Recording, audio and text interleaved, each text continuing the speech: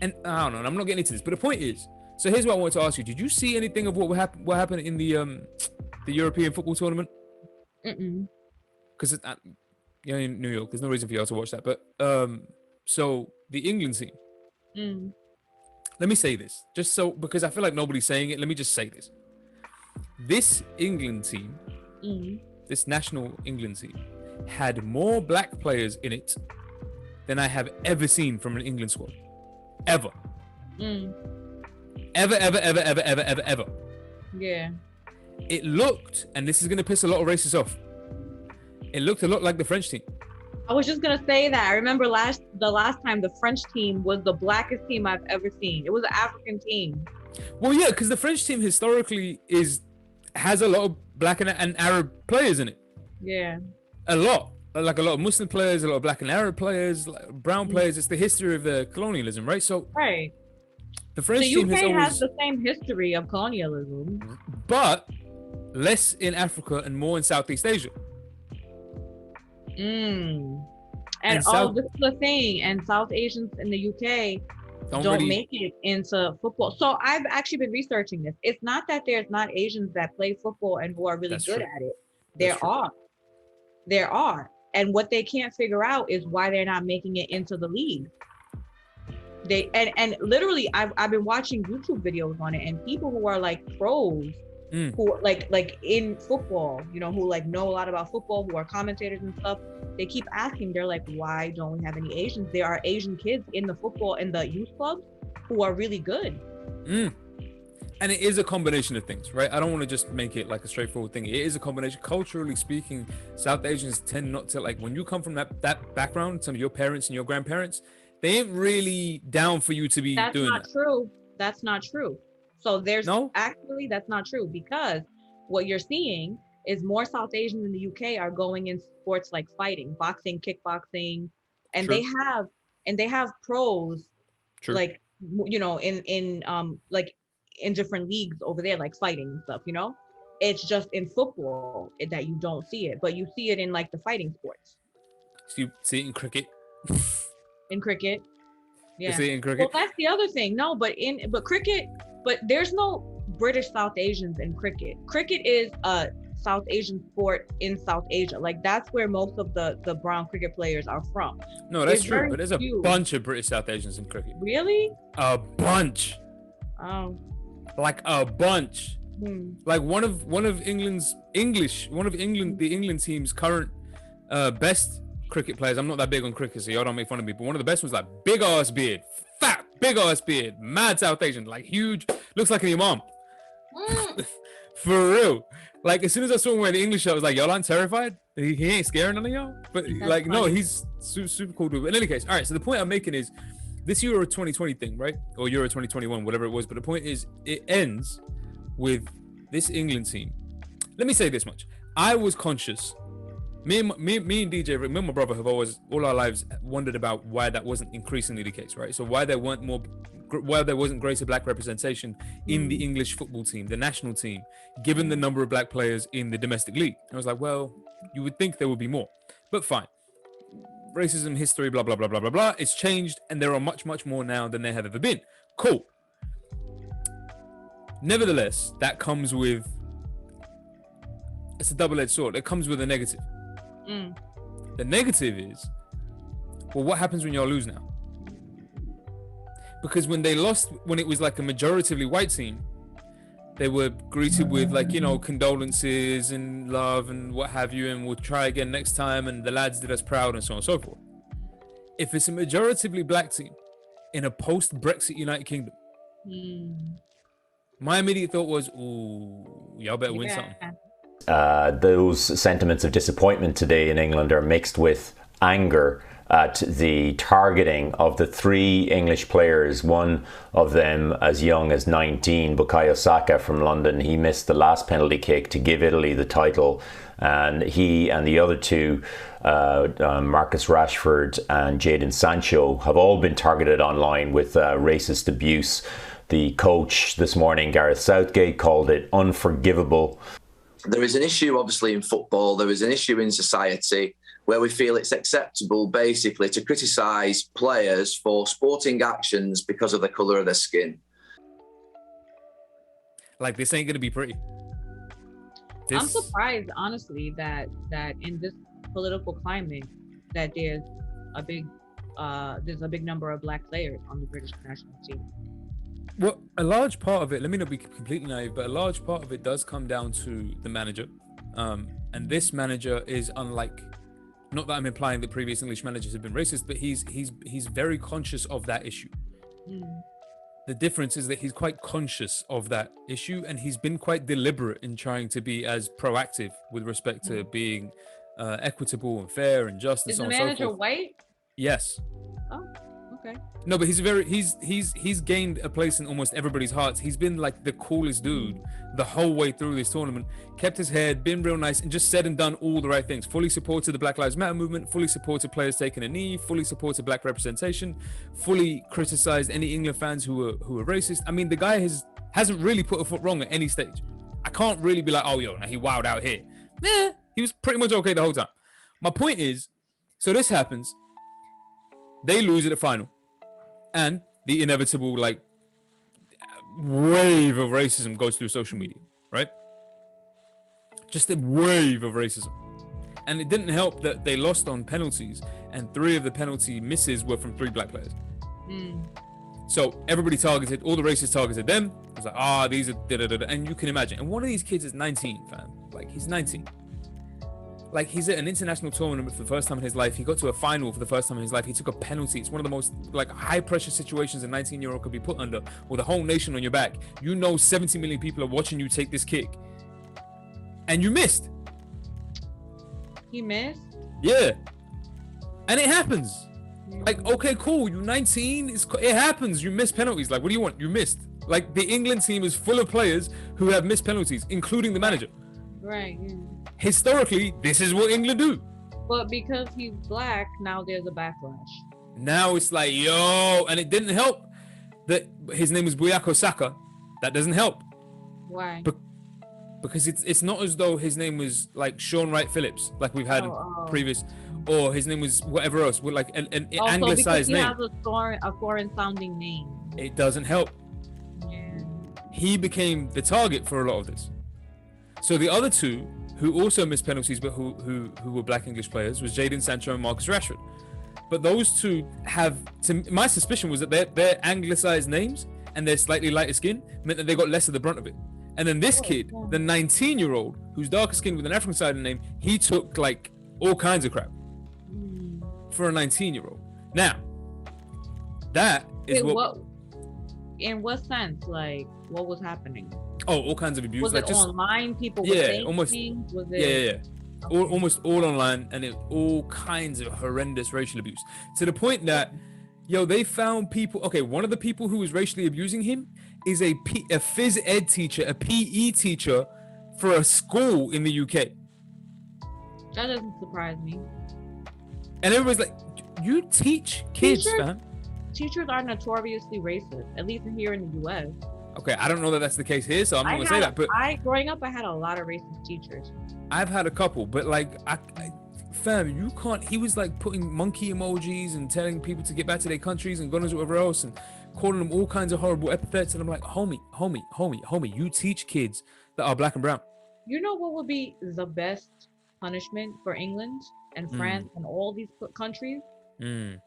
If all the black and brown players who make up your teams and are the only reasons that you win anything left and went to go play in Africa. I keep it, fam. Yeah, exactly. Keep it. Keep your little European team. See how y'all do now. See what's somewhere else and play and see win. What's up.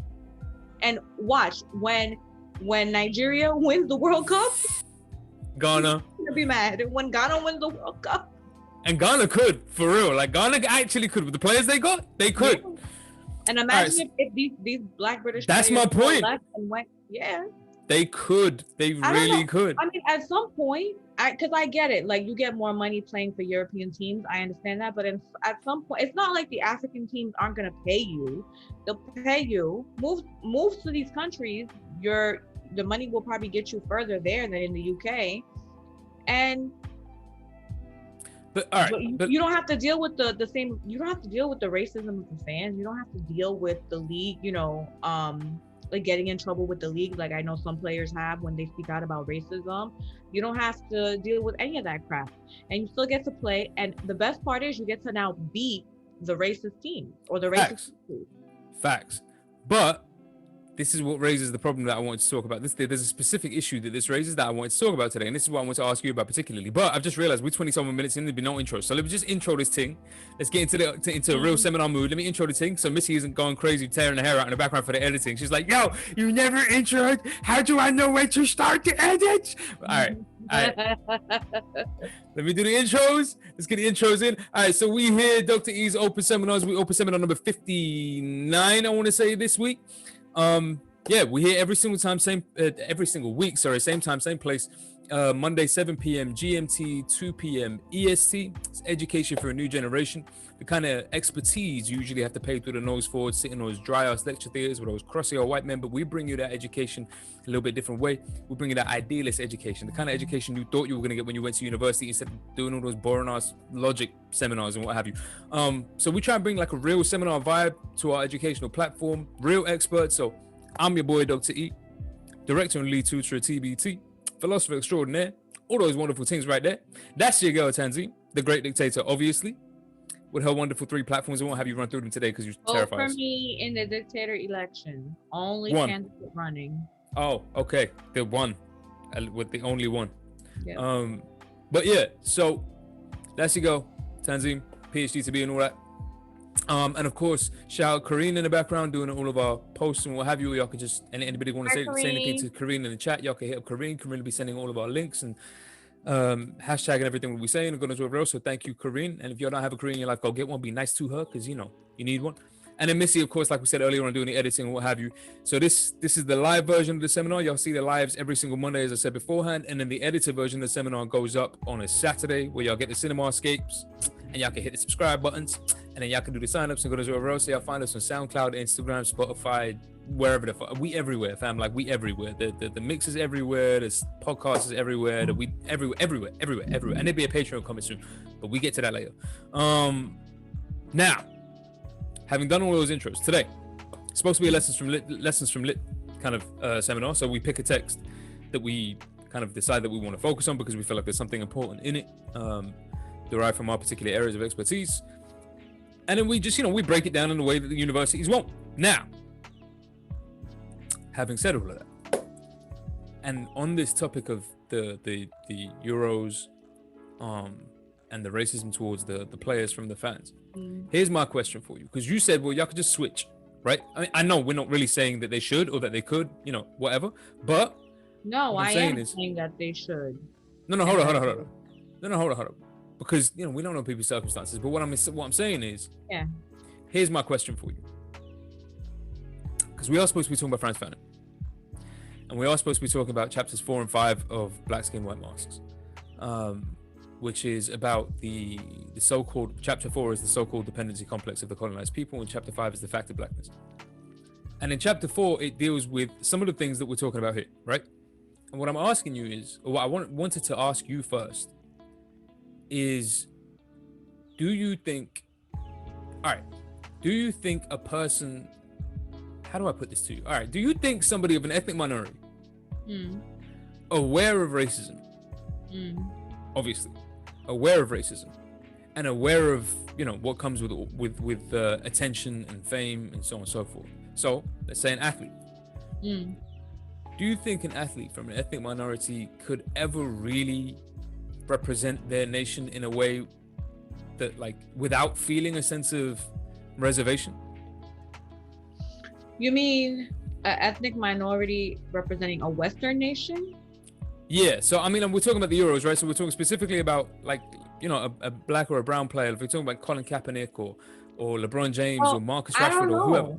Yeah, I think it depends on the individual athlete, right? I don't think that you can make a blanket statement because there are some athletes who probably could. And there are others who have reservations. I would assume Colin Kaepernick would have some reservations. That he understands certain things politically. Not everyone, I think, thinks about things in terms of politics. Not everyone cares, and that's the reality. There are many, many, many people who are just in it for themselves. I just want to make money. I don't care about the rest of this. And there are, lots of people who don't have necessarily a political analysis that would align with making it, you having some sort of reservation about this. But I mean, in the cases where it's like really, really difficult to avoid. So, I mean, this situation is a really good example because Colin Kaepernick does what he does. And he does what he does because, okay, even if we're saying there's a whole bunch of other NFL players or other athletes who are aware of what's happening with respect to George Floyd and the rest of it, because you couldn't really miss it. Rest in peace, George Floyd, obviously. But who would be aware of all of this stuff, but maybe didn't feel they had the position, the platform, the ability, the time, the whatever, to be able to make a statement the way Colin Kaepernick did. But then Kaepernick does. And now, like athletes, so in the Euros, I don't know, because obviously you didn't see it, but it became a thing where a lot, not all, but a lot of the teams involved would take a knee at the beginning of the game. Wait, in the Euro? Yeah. Yeah. Because of Black Lives Matter. What's happening in the US? Specifically and explicitly because of Black Lives Matter. I didn't know that. That's what I'm saying, because y'all didn't see you guys didn't really see the tournament over there. So what I'm saying is the English team did it, the Belgian team did it, the French team did it. I won't go through all of the teams, but there was a whole bunch of teams in the Euros who all did this. They would all take a knee at the start of the game. Now, not every team did it, granted. And UEFA had no problems with this. If you want to take a knee, is what it is. If I walk into a room and you're kneeling, I don't get to tell you why you're kneeling or what you're showing support for. I get only to ask you. So we've asked the footballers why they're doing it, and they've told us, Tom. Which I respect. And well, you don't respect. The polar opposite of respecting it, mate, is booing it. I'm afraid it couldn't be a bigger U-turn or a more violent opposition to respect than the idea of booing something. So you don't respect it. You completely and categorically disrespect it. So let's just make sure we're using words accurately. You know what I'm curious to know? Did any of the Eastern European teams do it? No. Yeah, I don't know. I would assume somebody did, but I don't actually know. Eastern European teams and like Eastern Europe and like I don't know what Germany and all those places are, and like the Nordic teams and stuff. They are the whitest teams I've ever seen. I mean, yeah, obviously. It's the Caucasus regions. But the point is... Also because no colonialism. Or not the same type of Not the same kind of colonialism. Yeah, exactly. Yeah. So, all right. But what I'm saying is everybody takes a knee, right? And then this really weird phenomenon occurred. And it became the subject of, conversation on radio chatting shows. But the conversation became the England fans. Let's just take the England fans as an example. The England fans, and not all of them, a small group of them. But is it really a small group though? No, to be fair, they got drowned out a couple of times. I know, but they got drowned out more than once. It's not as though they were anywhere near the majority, particularly the first time. Okay. They were drowned out. But the point is, there is a sizable group, big enough that they can make a noise, a sizable group, right? Who what they would do is boo every single time the players took a knee, right? So at the beginning of the game, the players would take a knee. All of these fans would start booing. And then as soon as they finish taking a knee and stand up, those same fans would now start cheering. It's the same fans, right?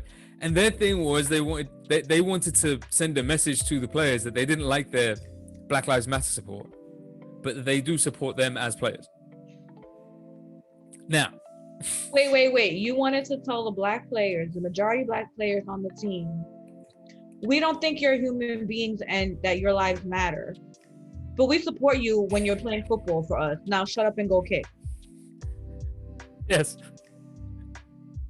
I think the most important thing for our players to know is that all their teammates, all the staff are fully supportive. I think the majority of people understand it. I think some people aren't quite understanding the message. And I suppose we're seeing that across a number of football grounds at the moment. These people. I mean, yes. Kareen's saying she doubts the Eastern European teams took a knee, but I don't remember paying attention to Yeah, no, notice. I seriously doubt it too. I don't know. I don't remember Half paying of attention. them are like open Nazis. At least some of them. In the World Cup, the Balkans, the teams from the Balkans had like open Nazis in their team. A couple of them did. Yeah. I mean, there was one or two in the Swiss team at one point. Yeah. It's like, okay. But no, so my point is that the question is, so this chapter 4, right, the so-called dependency complex of colonized peoples, talks a lot about Octave Mononi and the book that he wrote. This crazy guy, but the book that he writes about colonization and how really it's the fault of the colonized people. That's what the guy was saying? Yeah, that Fanon is criticizing in chapter 4. He says that partly not everybody can be colonized, right? He says, I'm quoting him now. So on page 73, he says, not all people can be colonized, only those who experience the need for dependency. Right? Now, I'm not making this up. So when they came to us with guns and were like, this is ours now, it was our need for dependency. You gave in because you had this kind of like deep-seated need for the dependency on the white man that you didn't notice until he came along. When they came and they brought their diseases that wiped out half our populations, or when they diverted our food sources for themselves and starved us to death. I mean, I feel like you're being unfair to the colonizer. That was our need for dependency. Okay. That's what he says. I didn't make this up. Like, that's what he says, right? So he says, not all peoples can be colonized, only those who experience the need for dependency.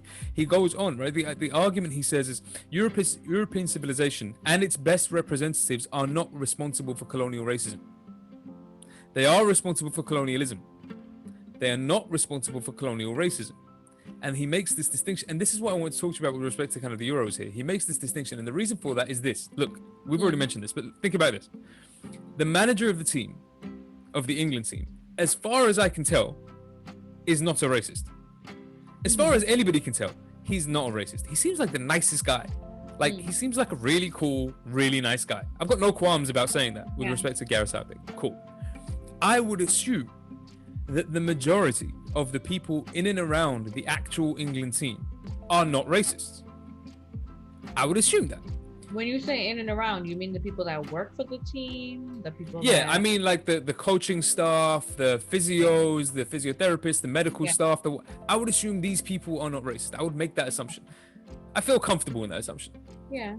I would assume also that all of these people are quite happy and aware of all of the campaigns, aware of all of the campaigns that the I don't really want to call them, but the chief executives, shall we say, of football have been running in order to try to do something about racism, right? So there's a bunch of campaigns that they've run.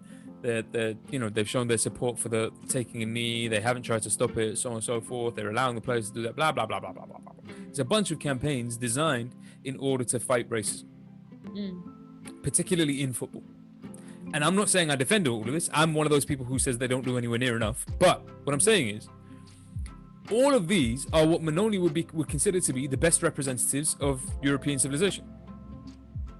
I mean, I think that the people who are not racist, who are actively not racist, are probably the best representations of European civilization. Now, if these are the best, I'm gonna watch me find a way to annoy you now. Look, I'm gonna hit a button. Watch, because I've been preparing this since like last week.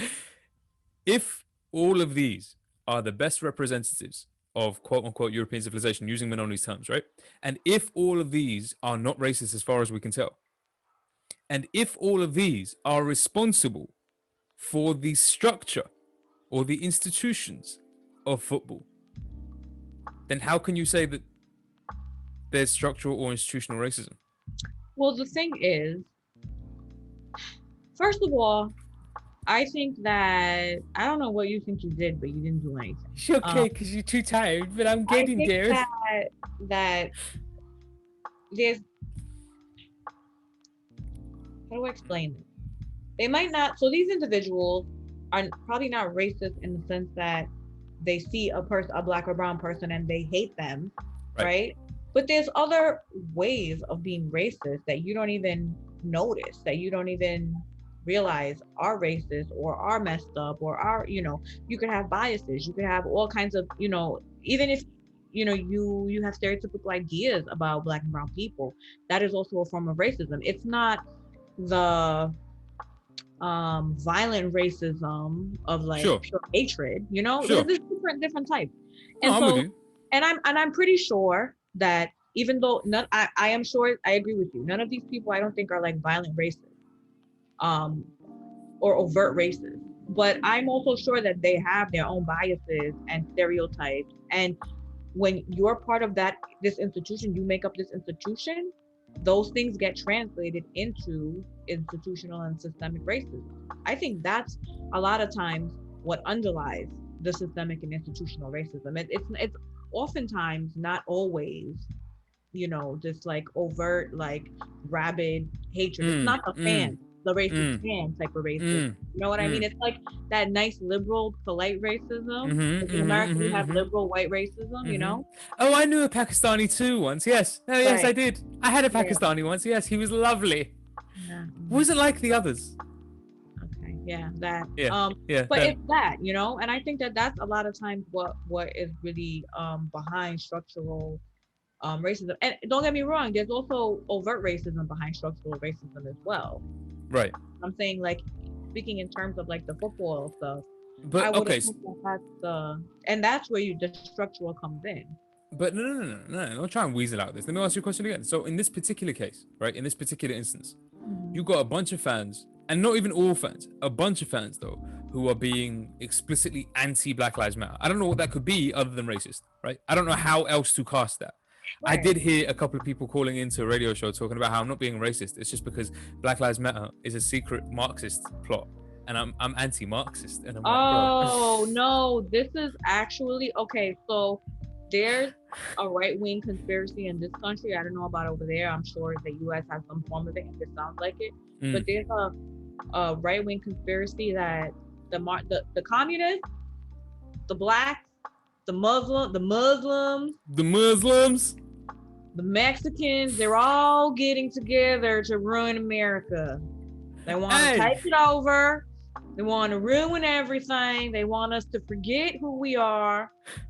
But I'm here to tell you, these colors don't run. Yo, you could run for governor in Texas, my G. You so good. Alabama. Like, Cletus? Hey! I could call my mom from up here. Hey, Ma! Get off the dang roof! No, that... Or was that the other one in the Simpsons? I wash myself with a rag on a stick.